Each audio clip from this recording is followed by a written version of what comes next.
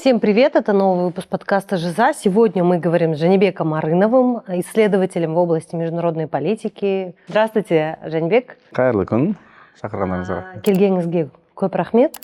Енді давайте начнем с главного вопроса. Бізде бүгін аралас выпуск болады, орысша, қазақша, аңғылшынша. Да? Я бы хотела начать вообще, наверное, с истории взаимоотношений, да, Центральной Азии, стран Центральной Азии. Сейчас этот наш регион, в котором мы живем, он как будто бы имеет возможность занять какой-то свой большой, может быть, да, кусок пирога в мировой политике. Но, может быть, это мой дилетантский взгляд. Қалай ойлайсыз? Иә, шынында да біріншіден шақырғандарыңызға үлкен рахмет. Подкастта болған өте қуаныштымын.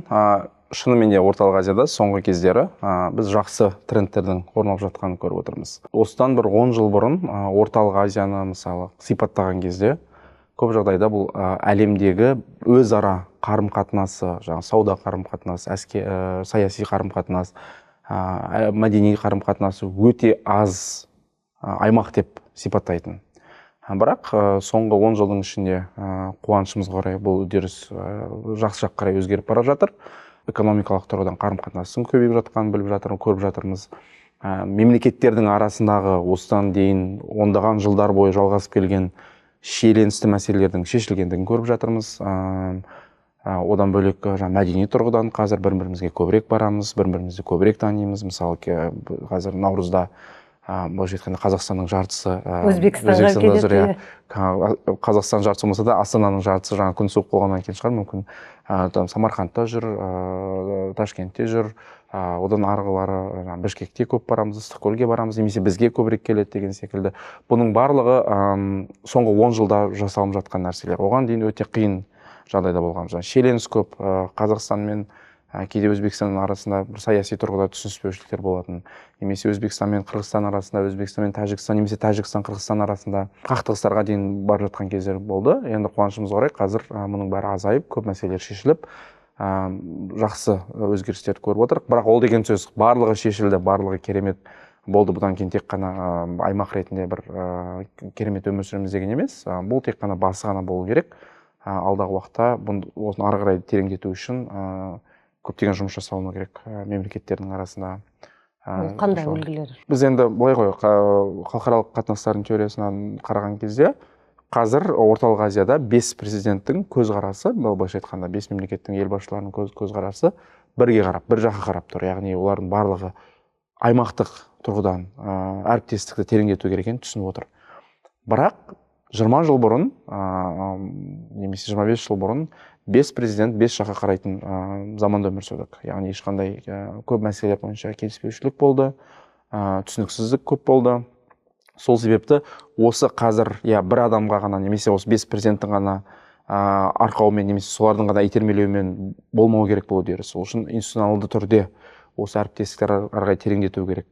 Тұрақты институттар жұмыс жасау керек. Яғни ертең президенттер ауысқан жағдайда, орнына жаңа адамдар келген кезде ол адамдар өздерінің мүмкін көзқарастарын басқаша көзқарас болса егер өзгертіп басқа жаққа бұрып кетпес үшін бір тұрақты институттар болса, сол келісімдер бола ма, немесе көп жақты, екі жақты, немесе тұрақты органдар болуы мүмкін. Солар тереңдеткен жағдайда, президенттер ауысып отырған жағдайда жұмыс жалғасуы мүмкін. Сол себепті мен ойымша сол бағытта қазір енді ол айтылып жүр, қаншалықты оны іс жүзінде жүзеге асыру қиын, оңай екенін айту қиын, өйткені жаңа айтқандай біраз мәселелер шешілді, бірақ келіспеушіліктер әлі де бар. Тек қана алдағы уақытта көрерміз. Бірақ мен ойымша жай болсын жұмыс жүру керек, жүретін секілді.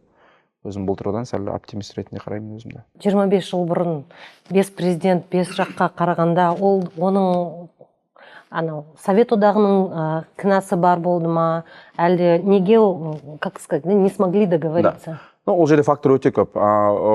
Бірінші фактор ол Совет үкіметінің бір содан қалған мұра деп айтса болады. Не себепті? Өйткені 91 жылы 5 мемлекет тәуелсіздік алған жағдайда әр мемлекет үшін өздерінің тәуелсіздігінің құны өте жоғары болды.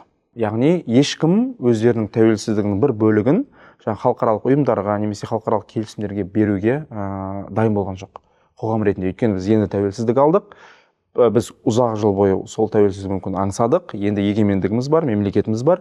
Не себепті енді осы мемлекетіміздің белгілі бір бөлігін алып, жаңағы аймақтық ұйымдарға беру керек деген, ол бірінші мәселе. Екінші мәселе, ол кезде басқа проблемалар өте көп болды. 91 жыл, 95 жыл немесе 2000 жылдардың басында күнделікті экономикалық, әлеуметтік проблемалардың көптеген басым болуы мүмкін мемлекеттің деңгейдегі жаңағы адженда дейміз, бір мәселелерде бір осы аймақтық интеграция немесе аймақтық әріптестік деген мәселе бір ең топ мәселелердің бірі болмаған болуы мүмкін. Үшінші мәселе, мемлекет ретінде біз 5 мемлекет өзіміздің тәуелсіздігімізді алдық. Біз жаңадан өзіміздің сыртқы саясатымызды құруға тырыстық. Біз жаңадан сыртқы саясатта жұмыс жасайтын дипломаттардың барлығын жинадық ар жақтан. Енді қарасаңыз, бірінші бізде Қазақстанда болсын, Өзбекстанда болсын, Қырғызстанда болсын, 90 жылдары сыртқы істер министрлігінде істегендердің көп азаматтардың көпшілігінің ол дипломаттар емес, көпшілігі немесе сол мамандықта оқығандар емес. Осы мемлекеттер үшін жаңадан сыртқы саясатты құру бұл бір жаңа тәжірибе болды. Сол себепті әртүрлі қателіктерді араластырып, соны бір басынан құру мүмкін қиын болған шығар. Үшінші мәселе, әр 5 мемлекеттегі президенттер үшін де өздерінің жеке биліктері, ішкі тұрақтылық, немесе тұрақтылық демейміз, оны қалай айтамыз, режим стабилити, жаңағыдай режимнің тұрақтылығы, режимге ешқандай қауіптің келмеуі өте маңызды болды. Ал қауіп қайдан келуі мүмкін? Қауіп қай жағдайда азаюы мүмкін? Қауіп жаңа режим барлық жасалып жатқан нәрсені нақты бақылауында ұстаған жағдайда азаюы мүмкін. Сол себепті 5 мемлекетте де сол кездегі режимдердің негізгі жұмысы ол жаңағыдай осы бақылау мәселесі. Шекараны болсын, басқаны болсын, ешкімді өткізбеу, кіргізбеу, немесе кез келген кіріп шығып жатқан тексеру деген секілді. Сол себепті факторлар өте көп, бірақ оған қарамастан 90 жылдары бізде әртүрлі келісімдер болды мемлекеттер арасында, көп жақты болсын. Бізде ұйым болған Орталық Азияға қатысты 90 жылдардың соңында қол қойылды. Бірақ кейіннен 2000 жылдардың басында Ресей кіріп, ол ұйымға Ресейді қабылдадық. Кейін Ресей ұйымды, былайша айтқанда, Еуразиялық экономикалық қауымдастық деп өзгертіп, сондай жағдай болды. Соның енді бір сол 90 жылдары дайын болмаған себептен қазір менің ойымша мемлекеттердің барлығы соны қайта жаңартуға дайын секілді. Өйткені тұрақты мемлекеттер бар, сыртқы саясат бойынша барлығының мемлекеттің өзінің қалыптасқан сыртқы саясаты бар, түсіністік бар, керек бізге деген осы мәселе. Одан кейін маңыздысы жаңағыдай тағы бір маңызды соңғы кездегі фактор бұл сыртқы қысымның күшеюі.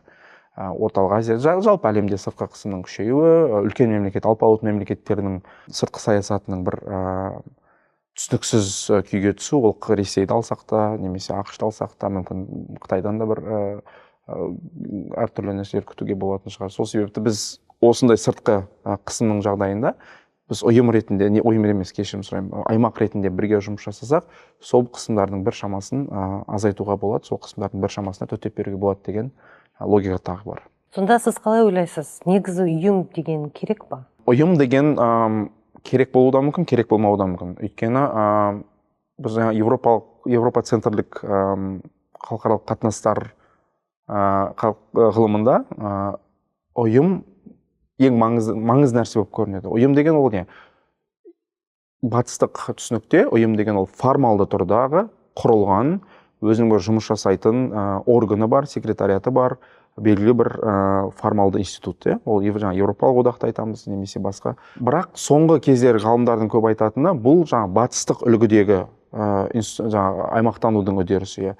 Бірақ кейбір басқа аймақтарда бұндай формалды ұйым болмаса да, аймақтық әріптестік тереңдей беруі мүмкін.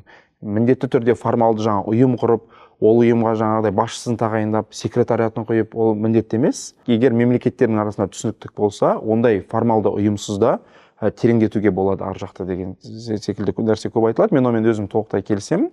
Сол себепті ұйым құруға асудың қажеті жоқ. Бізде ұйымнан көп нәрсе жоқ. Шанхай ынтымақтастық ұйымы, Еуразиялық экономикалық одақ, қауіпсіздік, түркі елдері ұйымы, тағы да ислам мемлекеттерінің ұйымы, ОБСЕ бар біздегі, тағы да өте көп. Бірақ ол деген сөз оның барлығы бірдей тиімді жұмыс жасап жатыр деген сөз емес қой. Сол себепті ұйым құрды деген сөз формалды түрде ол міндетті түрде бір нәтиже береді дегенге алып келмейді. Ұйымды құрып та ондаған жылдар бойы ешнәрсе жасай алмай жатқан кейстер өте көп. Сол себепті Орталық Азия деңгейінде қазір көп айтылатын нәрсе кейбір мемлекеттер бізде орталық Азияда формалды ұйым құруға қарсы. Мысалы Түркменстан. Өйткені Түркменстан сыртқы саясатында нейтралдық деген принцип бар. Ол бойынша біз ешқандай блоктың немесе ұйымның аймақтық мүшесі болмаймыз деген. Онда жақсы, ұйым құрмай қояйық, бірақ бір ережелерді қалыптастырайық, қалай жұмыс жасау керек екен, бір келісімдерге қол қойып жұмыс жасайық. Ұйым қазір дайын болмаса, оны құрудың қажеті жоқ. Өйткені ұйымды құрып алып ертең жұмыс жасамағаннан гөрі кішкентай қадаммен жұмыс жасай берген менің ойымша әлдеқайда тиімірек. Неге Қазақстан бір уақыты болды, бүкіл ұйымға кіретін уақыт? Неге ондай әдет болды бізде? 90 жылдары бізде өте маңызды болды ұйымға кіру. Не себепті? Өйткені біз енді қазір көп айтыла бермейді, бірақ бізде 90 жылдары біздің тәуелсіздігіміз бен егемендігіміздің ешқандай кепіл болған жоқ. Біз желтоқсан айында тәуелсіз мемлекетпіз деп жарияладық. Өзімізді шекарамыз әлі бекітілмеген, Қытаймен шекарамыз бекітілмеген, Ресеймен шекарамыз бекітілмеген, Өзбекстанмен шекарамыз бекітілмеген. Сол себепті жаңадан құрылған мемлекеттер үшін, жаңадан тәуелсіздік алған мемлекеттер үшін әлемдік қауымдастықта бір ұйымдардың мүшесі болу, ол recognition дейді. Престижі. Престиж бөлек нәрсе, өйткені ол сәл басқаша. Ал именно recognition деген нәрсе бар, ол танылу. Мысалы, сіз Біріккен ұлттар ұйымына кіресіз, егер сізді Біріккен ұлттар ұйымына толық мүше ретінде қабылдаса, болды, сіз мойындалған мемлекетсіз. Немесе жаңа OBSE-ге кіретін болсаңыз, Еуропалық қауіпсіздік және ынтымақтастық ұйымына, яғни сол ұйымға мүше мемлекеттер сізді мойындайды. Немесе Шанхай ынтымақтастық ұйымы, 97 жылы, қазір енді көп сынайды, бірақ 97 жылы құрылған кезде Шанхай ынтымақтастық ұйымы. Оның бір ғана жұмысы болды, ол шекара мәселесі. Оны жақсы, мен ойымша оңтайлы шешілді. Кейін ұйым басқа нәрсеге жоғарды. Мысалы, сол Шанхай ынтымақтастық ұйымына не үшін кірдік? Немесе 5 мемлекеттің бірі болды. Өйткені басқа мемлекеттермен тең дәрежеде жаңағыдай жұмыс жасап, өзіміздің шекарамызды бекітіп алу мәселесі. Сол себепті сол мәселе болған 90 жылдары. Әрине, екінші нәрсе, жаңа сіз айтқан нәрсе, престиж деген нәрсе. Ол да бар. Өйткені мемлекет басындағы адамдарға бір ұйымға мүше болу, ол жаңағы мүше болу ғана емес, жаңағы сол ұйымды әсіресе басқару, біз жаңа саммит өткізген 2010 жылы Астанада. Ол не мақсатта?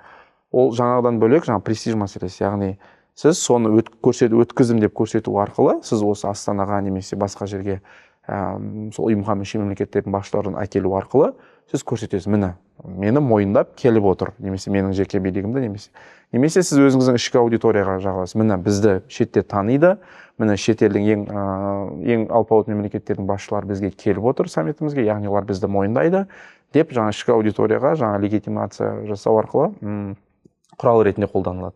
Сол себепті бізде сол 2000 жылдары үшінші жағынан экономикалық тұрғыдан бізде, мен ойымша, ақша өте көп болған сияқты сол жылдар.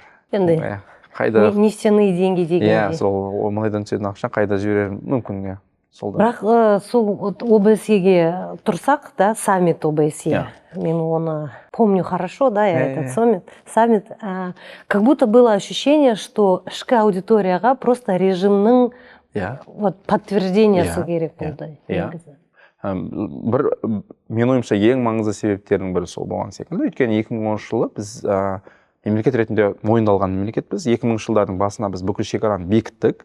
Сол себепті сырттан бір үлкен бір қолдау іздейтін заман емес. Ол замандар артта қалған болатын. Сол себепті ОБСЕ болсын, немесе басқасы болсын, бірінші кезекте мүмкін ішкі аудиторияға көрсету үшін, мені қараңыздар, мен қандай, немесе біз мемлекет ретінде қандай керемет жетістікке жеттік. 50 мемлекеттің или 56 мемлекеттің басшылары, или басшылар болмаса да сыртқы істер министрлері бізде Қазақстанға келіп отыр, бізді мойындап келіп отыр, жаңа астанамызды көрсетіп отыр деген секілді.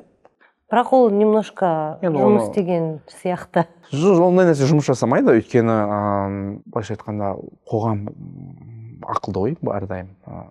Қоғам ондай нәрселерге алдана қою өте қиын, өйткені іште шешілмеген мәселе көп, іште шешілмеген экономикалық, әлеуметтік мәселелер көп кезде керісінше ондай нәрселер бір триггер ретінде, кері триггер ретінде жұмыс жасайды. Не себепті, мысалы, бізде ауылдарда интернет жоқ, су жоқ. Интернет былай тұрсын, ауыз су жоқ. Сол замандарда, мысалы, ауыз су жоқ. Не себепті біз жаңағыдай қанша миллион доллар кетті мысалы сол саммитті ұйымдастыруға 20 миллион 30 миллион не себепті біз оған жұмсауымыз керек немесе не себепті біз экспо өткізуіміз керек қанша миллиард теңгеге деген секілді сұрақтар туындайды ол сұрақтар орынды сұрақтар бірақ менің ойымша кейде соны шешім қабылдайтын адамдар түсінбейтін секілді мүмкін түсіну де мүмкін түсініп барып істеу де мүмкін енді.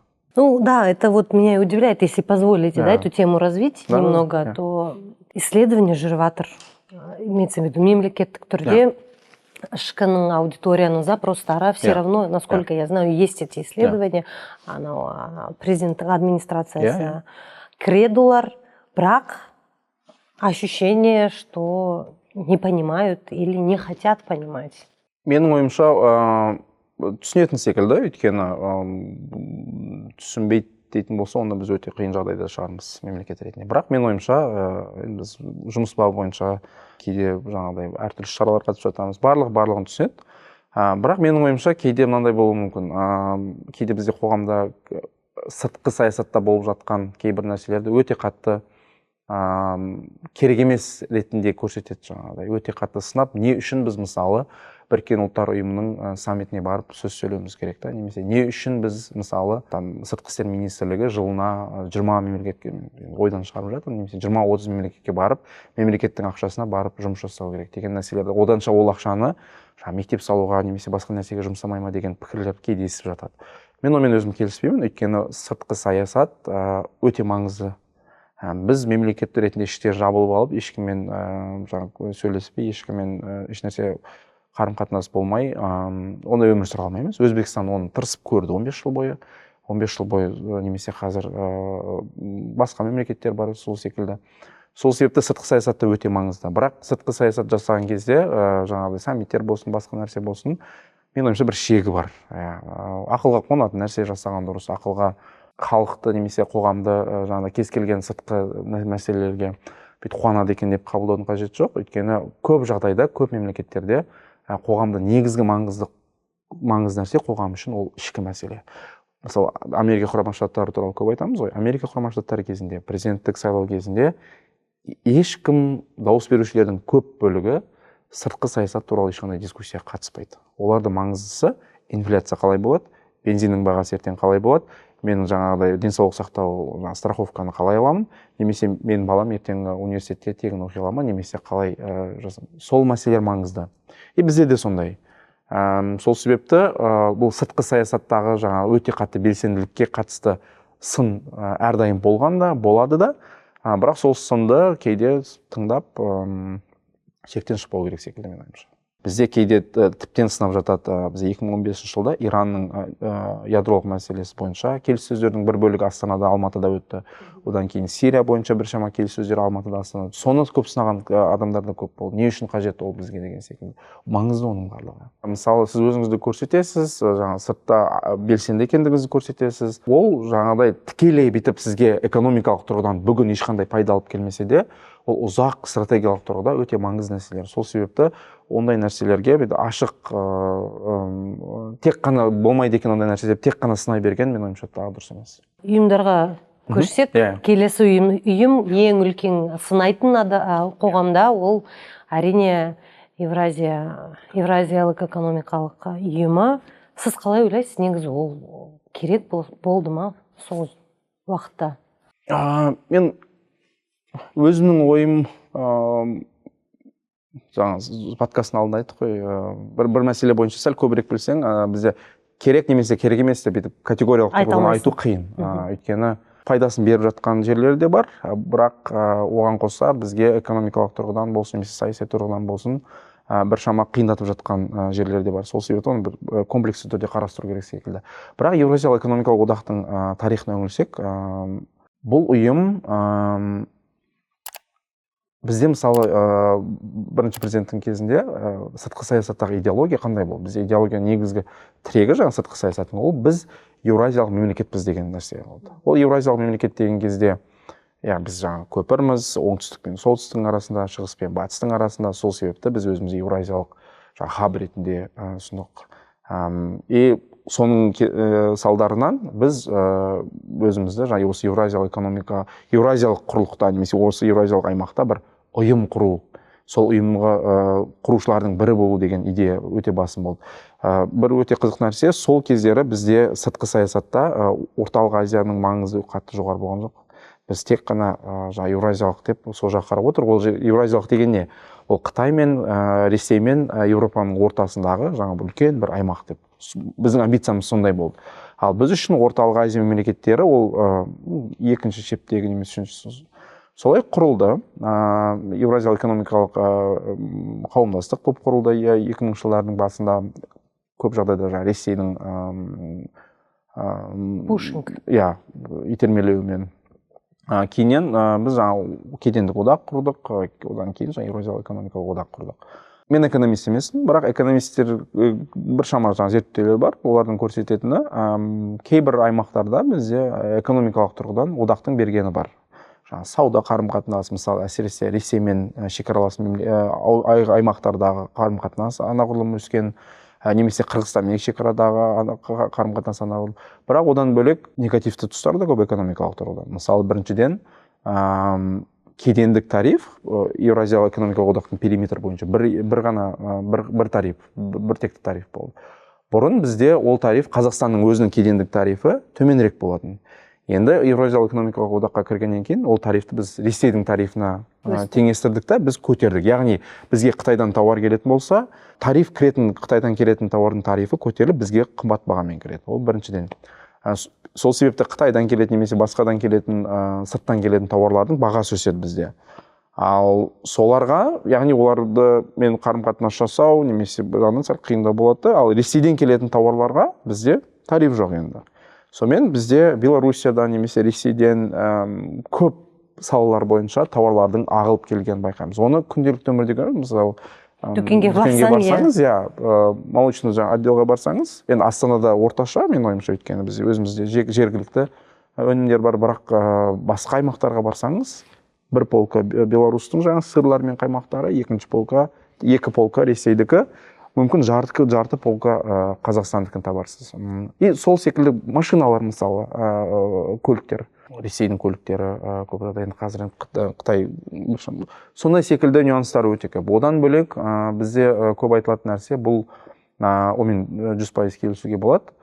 Көптеген осындай кедендік одақтарда көп жағдайда одаққа мүше мемлекеттердің бір шамасының экономикалық тұрғыдан біріне пара-пар екенін көресіз. Мысалы, Еуропалық одақта аласыз ба, ол жерде үлкен мемлекеттер бар, 5-6 мемлекет бар, Италия, Германия, Франция, бұрын Ұлыбритания болды, одан кейін кішірек мемлекеттер бар. Бірақ десек те бір баланс бар екенін көресіз. Ал бұл жерде Еуразиялық экономикалық, мысалы, Меркосурға барсаңыз, Меркосурда да сондай баланс көруге болады. Асиянға барсаңыз, енді ол жер әртүрлі Асиян, бірақ десек те бір ішкі бір. Ал бұл жерде қалай? 90%, 80%-нан көп, 90%-ға жуық экономика бұл Ресейдің экономикасы.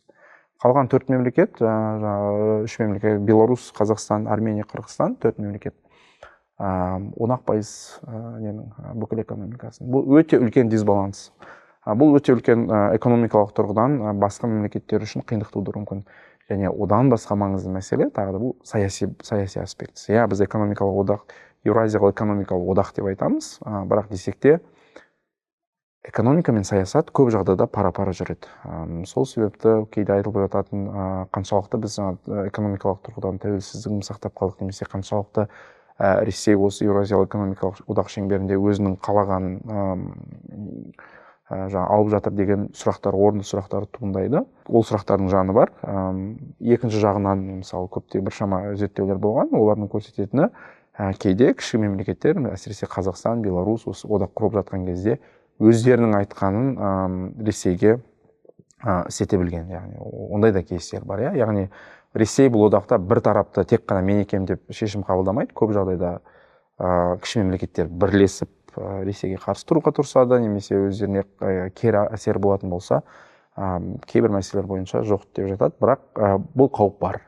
Сол себепті бізде қазір қоғамда Еуразиялық экономикалық одаққа қатысты біршама пікірлер бар. оның потенциалы негізі бар ма? Еуразиялық экономикалық одақтың ма? Егер соғысқа дейін сұрасаңыз, мүмкін жоқ, мен ойымша соғысқа дейін деуге болмайды. Өйткені екі үлкен проблема бар Еуразиялық экономикалық одақта. Бірінші проблема бұл көптеген біршама іште қол қойылған келісімдер жұмыс жасайды, бір шамасы жұмыс жасамайды. Сол себепті бұл жаңағыдай half-baked, жартылай жұмыс жасайтын ұйым. Мысалдарын айтайын. Қазақстан мысалы кейде Қырғызстанмен шекараны жауып тастайды. Қандай мәселе болсын? Фитосанитарлық мәселелерді айтады көп жағдайда. Мен енді оны нақты айта алмаймын суға деп. Енді Қырғызстан тарапы көбінесе су тарапы суға бойынша деп айтады, кейде уақыты жағынан соған сәйкес келіп жатады. Бірақ десек те біздікілердің айтатын фитосанитарлық талаптарға сай келмейді дейді. Ол мәселе де бар. Онда жоқ екен, тек қана жоқ саяси деуге болмайды. Өйткені Қырғызстанда мысалы кезінде жаңағыдай теневой экспорт дейміз ғой, көп болған. Мысалы Қытайдан алып келеді. Контрабанда. Контрабанда ма или алып кіргізеді рынокқа, сосын ол жерден made in Кыргызстан деп бізге Ресейге жібереді. Ол мысалы негізі болмайтын нәрсе. Немесе фитосанитарлық лабораториялар аз Қырғызстанда. Ол мәселелер бар. Сол үшін оны кейде мүмкін саяси мәселе болуы мүмкін. Мысалы кезінде естіңіздер ме, Атамбаев пен Назарбаев арасында жанжал болған кезде, ол сол кезде шекараны жауып қойды. Ол кезде менің ойымша айқын саяси мәселе. Одан кейін болған мәселелерде мүмкін кейде саяси бір астар іздеудің қажеті жоқ шығар. Екінші мәселе сезонность деген бар. Кейбір жаңағыдай мысалы өріктер басқа піскен кезде Қырғызстаннан шығып, Қазақстаннан өтіп Ресейге барады. Кейде шекарада тұрып қалады. Просто шекара бізде дұрыс жұмыс жасамайды. Ол саяси тұрғыдан болуы мүмкін. Ал идеалды тұрғыда ол шекарадан Қырғызстаннан келетін тауарлар тікелей өту керек Қазақстанға, ешқандай тексерусіз, немесе Қазақстаннан арға Ресейге де солай өту керек. Немесе Ресей бізге Қазақстанды кейде шекараны жауып тастап жатады. Көп жағдайда тағы да фитосанитарлық талаптарға сай келмейді деген мәселе. Помидор өткізбей қояды, ет өткізбей қояды, тағы басқасын. Яғни ол ішкі қол қойылған келісімдер жұмыс жасамайды. Ол бірінші проблема. Екінші проблемасы Еуразиялық экономикалық одақтың бұл изоляциядағы ұйым. 2010 жылы келісімге қол қойған жағдайда, кезде 2013 жылы, 14 жылы Еуразиялық экономикалық одақ амбиция өте жоғары болған. Яғни біз Еуразиялық экономикалық одақ ортада боламыз. Мұнда Қытай болады, BRI, бір белдеу, бір жол, сол бағдарламасы. Бұл жақта Еуропалық одақ. Міне біз осы үлкен экономикалық аймақ қалыптастырамыз деген. 2014 жылы Қырымды басып алады Ресей. Қырымды басып алғаннан кейін Еуропалық одақ. Санкция басталды? Санкция басталды. Жоқ, біз Еуропалық одақпен, Еуразиялық экономикалық одақпен мүлде сөйлеспейміз. Ешқандай саяси диалог болмайды деп не қылады.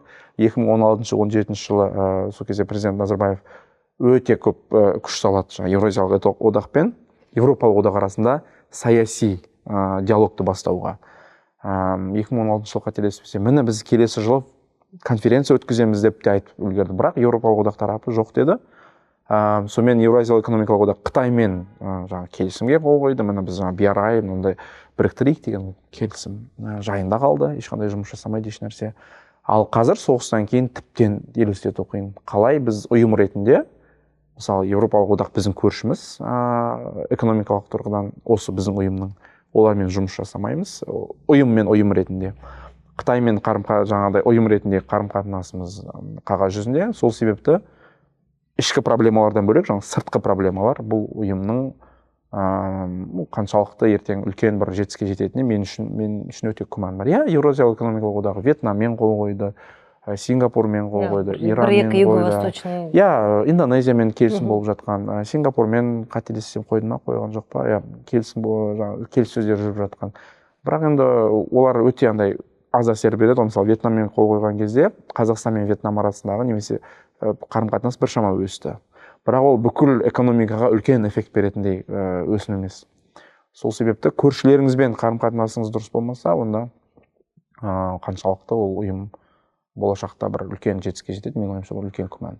Ол деген сөз ертең Еуразиялық экономикалық одақ жоқ болып кетеді деген сөз емес.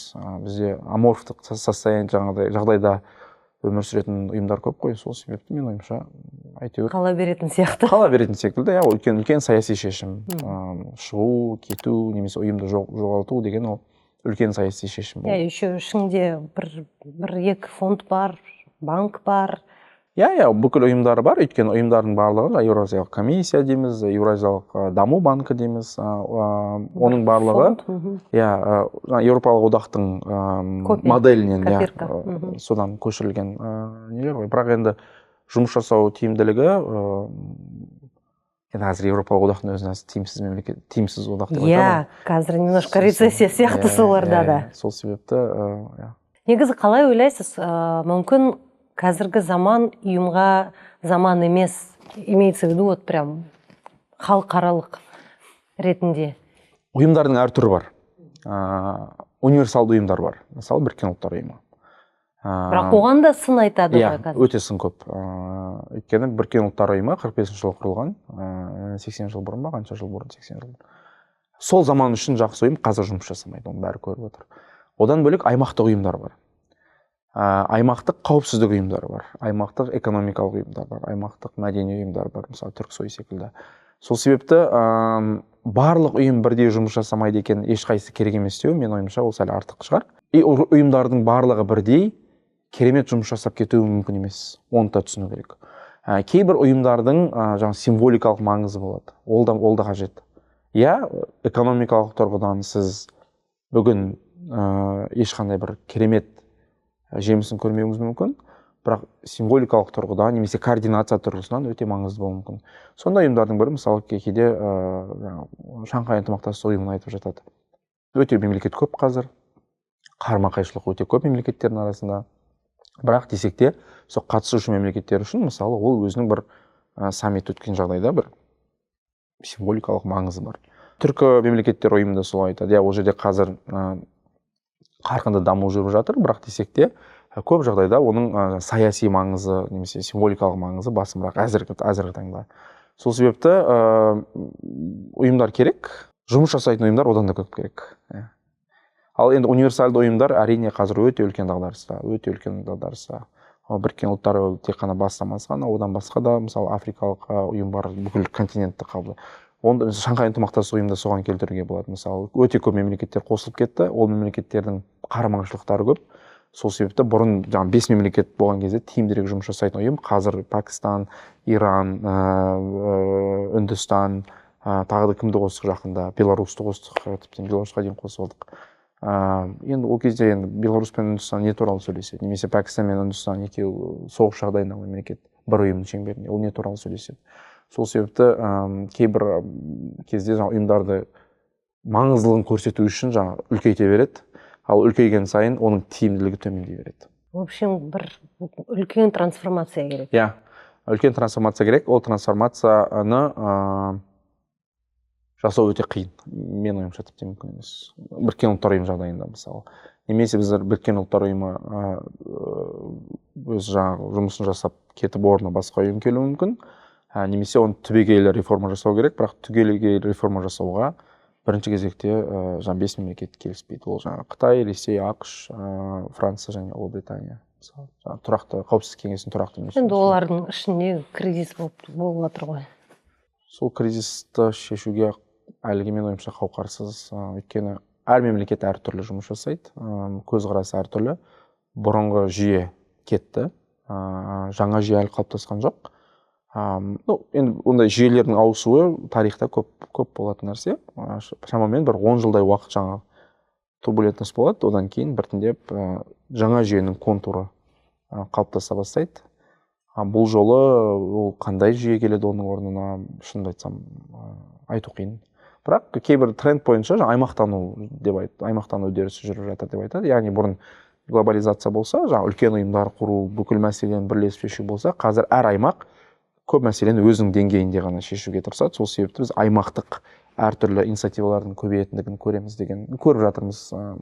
Сол тренд секілді көрінеді. Көп жыл енді Қазақстан біз Орталық Азияның тигрі аңызбен деп жүрді. Біз енді ең мықтымыз Орталық Азияда, анау дегендей болған. Қазір ол сәйкес келмейтін сияқты біздің Қазақстанымыз, орнымыз имеется в виду, да. Кім қазір Орталық Азияның лидері? Қай тұрған? егер адам саны бойынша Өзбекстан. Жоқ, имеется в виду именно вот, ну, комплексно, да, айтуға болсақ. Енді ондай бір мынандай ғой, бізде бұл лидер деген нәрсе қайдан шыққан нәрсе, бір нәрсенің лидері. Бұл сол кездегі басшылардың арасындағы конкуренциядан шыққан нәрсе, немесе мемлекеттердің арасындағы конкуренциядан шыққан нәрсе. Бірақ тарихта көретініміздей көп жағдайда тіптен кішкентай мемлекеттердің де рөлі өте маңызды болуы мүмкін. Сол себепті қазір Орталық Азияда бір лидер шығып, сол лидер бүкіл аймақтағы қалған 4 мемлекетті бірдей біріктіріп, шама жетеді дегенге айту қиын. Өзбекстан өте маңызды. Өйткені Өзбекстанның орналасқан жері ол Орталық Азияның ортасына. Яғни Өзбекстан болмаса, Орталық Азия туралы айтудың қажеті жоқ. Халқы жаңағыдай, өте халқы саны бойынша ең бірінші орында, Қазақстаннан 2 есе көп, мысалы 40 миллионның үстінде. Өсім деңгейі өте жоғары халық саны, ол да маңызды. Орталық Азия Қазақстанды алып тастап қарастыра аламыз ба? Тағы да болмайды. Немесе Қырғызстанды алып тастап Орталық Азия туралы айта аламыз ба? Жоқ. Түркменстанды ма? Жоқ. Тәжікстанды ма? Жоқ. Сол себепті әр мемлекеттің өзінің орны бар. Сол себепті біз жаңа 5 мемлекет бұл Орталық Азия деп айтамыз. Біреуін алып тастайсыз ба? Орталық Азия емес. Ал енді келесі мәселе, қай мемлекеттер қазіргі таңда тереңірек жұмыс жасауға, тереңірек әріптестік тереңдетуге дайын, қай мемлекеттер әзірге жоғары деңгейде дайын емес деген мәселе. Ол басқа мәселе. Егер осы тұрғыдан қарайтын болсақ, көшбасшы 2 мемлекет, мен ойымша Қазақстан, тіптен 3 мемлекетті қосуға болатын секілді, Қазақстан мен Өзбекстан, әсіресе Өзбекстан, өйткені Өзбекстанның сыртқы саясатында қазір Орталық Азия бұл нөмір бірінші приоритет бағыт. Сол себепті Орталық Азиядағы бүкіл болып жатқан өзгерістердің көпшілігі, жаңа жыл сайын өтетін саммиті, соның барлығы Өзбекстандағы саяси өзгерістерден кейін басталды, 2016 жылғы өзгерістен кейін. Жаңа президент келіп, жаңа сыртқы саясатты құрастырып, соның жемісі. Егер жаңа президент Өзбекстандағы бұның барлығын өзгертпеген кезде, мысалы Қазақстан оны істей алмас еді, немесе Қырғызстан істей алмас еді. Сол тұрғыдан Қазақстанның да өте маңызды, өйткені экономикалық тұрғыдан мен мысалы салыстыруға әлі сәл ертерек Қырғызстанмен болсын, немесе Өзбекстанмен болсын, Қазақстан анағұрлым алды экономикалық тұрғыдан. Сол себепті инвестицияның көбісі Қазақстанда. Соны пайдалану керек. Қырғызстан да маңызды. Қырғызстан да қазіргі таңда сол тереңірек экономикалық қарым-қатынас, жалпы қарым-қатынасқа дайын екендігін көрсетеді. Тек айтып өткен жаңа 2 мемлекет кейде жаңа Түркменстан бірінші кезекте, өйткені олардың сыртқы саясатындағы ұстанымдары жаңа нейтралдық дейді. Сол себепті олар қазіргі таңда көп мәселелер бойынша бастатады демей қояйық, бірақ кішкене жабылу. Сәл кішкене бір алшақтау ұстауға тырысады өздерін. Тәжікстанда да ішкі саяси жағдайына байланысты оларда кейбір мәселелер бойынша мүмкін өте жоғары деңгейде дайын болмауы мүмкін. Бірақ бұның барлығы процесс, ол болып жатқан нәрсе. Мысалы, 5 жыл бұрын қандай еді, қазір қандай? Көп нәрсе өзгерді ғой. Ертең мүмкін 5 жылда тағы да көп нәрсе өзгереді. Сол себепті бұны процесс ретінде қабылдау керек. Процесс өте маңызды, динамикасы маңызды процестің. Ал жаңа мен көшбасшымын, немесе Өзбекстан көшбасшы, немесе Қазақстан көшбасшы деген бұл өте жақсы нәрсе емес. Енді кішкене примитивті сұрақ қояйыншы. Егер ертең Ресей мен Қазақстанда соғыс болса, Орталық Азия көмек бере ме бізге?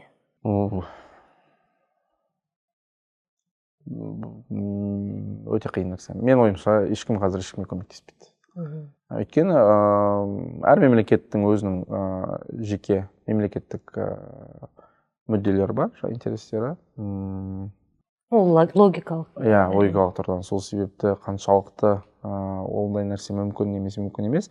Мен ойымша өте қиын нәрсе секілді. Мен халықаралық құқық бар дейміз, халықаралық нормалар бар дейміз.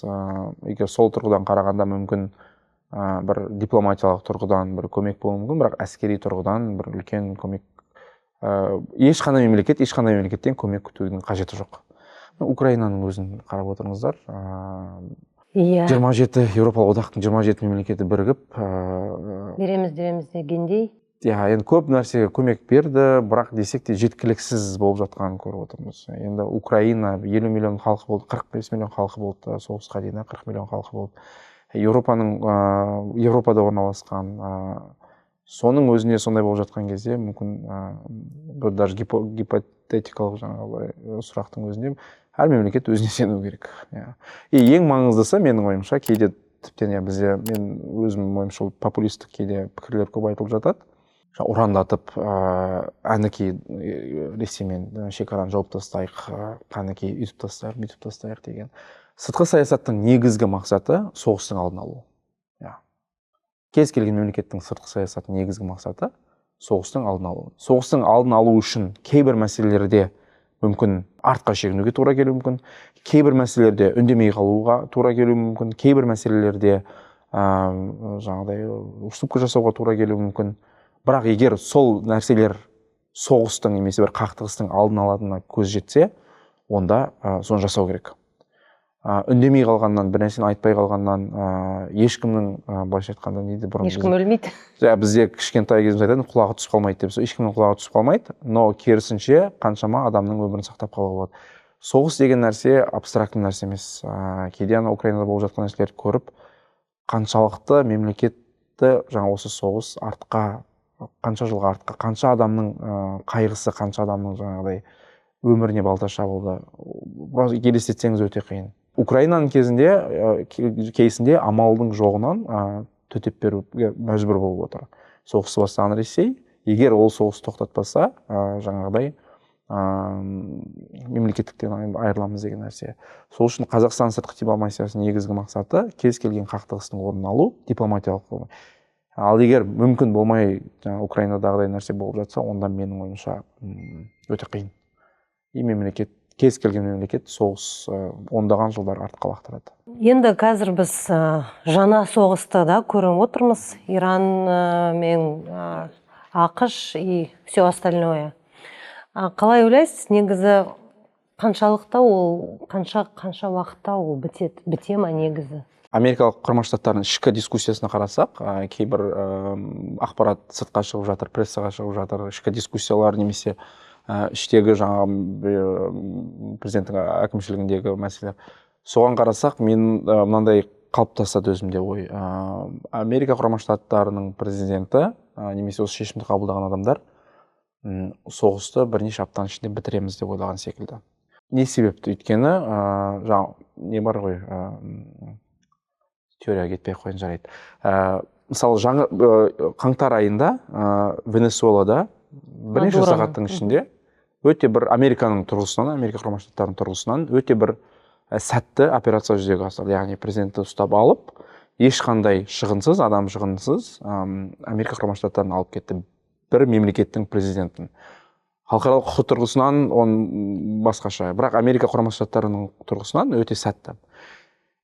Ондай сәтті болған жағдайда, сәтті операциялар болған жағдайда, тура соны қайталаймыз деп overestimation дейді ғой, сондай мүмкіндік өте жоғары. Менің ойымша Америка Құрама Штаттарының шешім қабылдау несінде осындай мәселе орын алған секілді. Яғни, біз қаңтарда осын қайталадық, өте сәтті шықты. Енді осы секілді нәрсені Иранда қайталайық, тез бітіреміз, барлығы керемет болады, сосын кетеміз деген. Бірақ ойындағыдай болған жоқ. Сол себепті қазір Америка Құрама Штаттары тек шығып кете алмайды. Өйткені саяси тұрғыдан ол өте қиын шешім президент Трамп үшін. Және геосаяси тұрғыдан Иран тарапы артқа кетейін деп отқан түрі көрінбейді. Сол себепті соғыстақ әзірге қалуға мәжбүр. Менің ойымша, соғыс басталған кезде әрдайым бір-екі ай жалғасады да тоқтайды деп ойлаймыз ғой. Шынын айтсам, Ресеймен соғыс кезінде де сондай болған.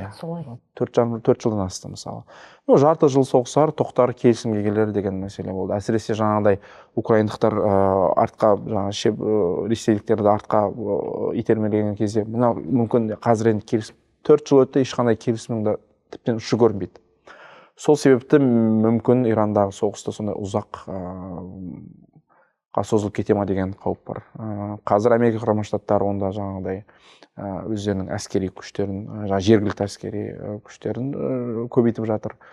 Ол ертең неге алып келеді? Оны қазір апарға 3000 адам кеше алып барды, тағы да алып барады. Оның барлығын қайтадан алып кете алмайды ғой. Алып кете салмайды ғой. Сол себепті өкінішке орай менің ойымша өте біразға созылуы мүмкін секілді. бірақ енді таяу шығыс бойынша енді өзінің мамандары бар. Ощущение, что весь мир сошел с ума Иә. дегендей бар. Иә. Солай ма? Солай. Сошел с ума емес, мен ойымша жаңа айтқан нәрсе ғой, халықаралық қатынастар жүйесі өкінішке орай әрдайым осындай джунгли секілді болған. Иә, біздің ондай болмаса екен деп ойлауымыз мүмкін, бірақ шындыққа келетін болсақ, әрдайым джунгли болған. Яғни кімнің күші көп, кімнің жаңа әлеуеті көп, солар шешімді солар шығарады, солар жаңа диктовать етеді, барлығын сондай болған. Бірақ соңғы 10 жылдықтарда сол халықаралық қатынастардың жүйесі бір құралып үйренген болған. Яғни сол жүйе дегеніміз жаңа нормалары, келісімдер, ұйымдар, ережелер әртүрлі. Солар жаңа үлкен алпауыт мемлекеттердің күштерін ұстап тұрып, керісінше кіші мемлекеттердің жаңа құқықтарын белгілі бір деңгейде қорғауға я бұзбауға көмектесіп отырған. Енді онымен келіспейтіндер де көп, өйткені халықаралық ережелердің өздері сол алпауыт мемлекеттермен, көбіне батыстық мемлекеттермен жазылған, қаншалықты ол жаңа бүкіл мемлекет басқа аймақтардың да мүдделерін қорғайды деген үлкен дискуссия бар. Бірақ қазір сол жүйенің өзі жоқ. Біріккен ұлттар ұйымы жоқ, халықаралық ережелер жоқ, халықаралық бұған дейін табу болған мәселелер, яғни бір мемлекетке басып кірмей бәрі кетті. Сол себепті жүйе түбегейлі ыдырап жатыр, мүмкін ыдырап болар жақын арада, орнына басқа жүйе қалыптасады, басқа ережелер пайда болады. Бірақ ол қандай ережелер, ол түсініксіз. Сол себепті өкінішке орай біз қазір сондай бір транзиттік жағдайда өмір сүріп жатырмыз. Ең қызығы сол бұрынғы жүйеден барынша пайда көрген, сол жүйені құрудың басында тұрған, сол жүйені эксплуатация жасаған қаншадаған ондаған жылдар бойы, сол мемлекеттің өзі, мысалы Америка Құрама Штаттарының өзі сол жүйеден түбегейлі бас тартып, ойына келгенін істеп жатыр. Қазір оның Америка Құрама Штаттарының фонында Қытай, мен ойымша, ең бір андай сыпайы, ең бір демократиялық түрге келе ме, бір сондай мемлекет сияқты көрінеді. Оның өзі бір ақылға қонбайтын нәрсе болып көрінер еді осыдан бір 5-6 жыл бұрын. Енді бүкіл осы оқиғалар біздің тарихта мына ғана 100 жылда ішінде болған. Неге біз содан пайда алмаймыз, үлгі алмаймыз дегендей? Тарихтан біз үйренбейміз ешқашан. Тарих қайталанады. Ешқандай бір тарихтан үлкен бір нәрселерден бір сабақ алып, осы қайталанбасын деген нәрсе, ондай нәрсе өте қиын. В перспективе, ұзақ уақытта. Мысалы, 10 жылға ғана жететін сияқты. Өйткені поколение ауысады. Ұрпақ ауысқан жағдайда, осыдан 50 жыл бұрын, 100 жыл болған нәрсе, ол абстракт нәрсеге айналады да. Әр ұрпақтың өзінің, әр поколениенің өзінің амбициясы пайда болады, өздерінің құндылықтары өзгереді, өздерінің көзқарастары өзгереді. Міне бізде соған келдік. Мысалы, Екінші дүниежүзілік соғыстың күші біздерді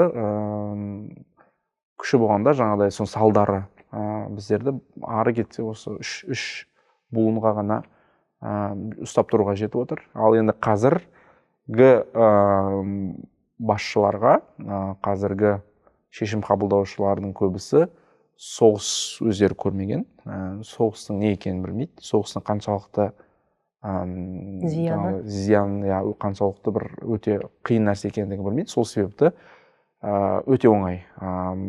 Көп жағдайда, мысалы, үлкен бір соғыс болып біткен кезде, одан кейінгі буын соғыс болмауға барын алады. Мысалы, біз солай өстік қой, мысалы, әжелеріміз тек қана соғыс болмасын деген нәрсе. Ол абстракт нәрсе емес, ол бекерден айтылған нәрсе емес, өйткені ол кісілер соны көрген. Қаншалықты, мынандай айтатын, не болса да соғыс болмасын, заман тыныш болсын дейді. Не болса деген сөз, жақсы аш болайық, бүгін тоқ болайық, ертең аш болайық, еш нәрсе етпес, тек соғыс болмасын деген нәрсе айтатын.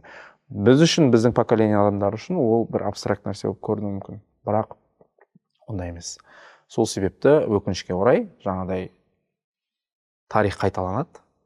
1000 жерден, бір қанша жерден бір үлкен бір нәрсе болған жағдайда уақыт өте келе ол ұмытылады. Ол бір абстракты жағдайға айналады. Сосын жаңадан келген буын өздерінің жаңағыдай көзқарастарымен, мүдделерімен жаңа нәрсе бастайды. Сол өкінішке орай, мен ойымша, сол қайталанып жатқан секілді. Арты қалай болатынын білмейміз, шынымен де. Рахмет сізге, осы философиялық нотада тоқтаймыз біз бүгін. Тым философиялық болып кеткен секілді. Рахмет сізге. Сіздерге рахмет.